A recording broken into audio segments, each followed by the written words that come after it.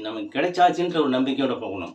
சொல்லியிருக்கேன், என்ன செய்ய போறான்னு தெரியல. குடுப்பாரோ, குடுக்க மாட்டாரோ, தருவாரோ, தரமாட்டாரோ என்ற அவநம்பிக்கையோடு போகக்கூடாது.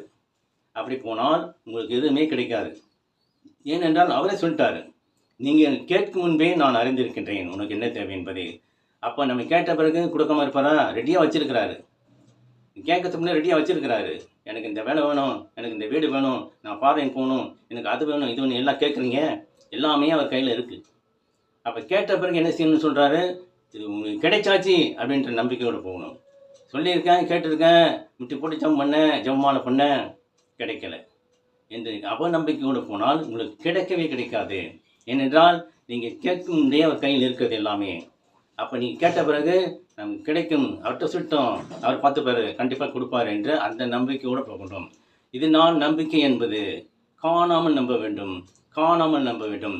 இந்த வேலை எனக்கு கிடைக்குமா?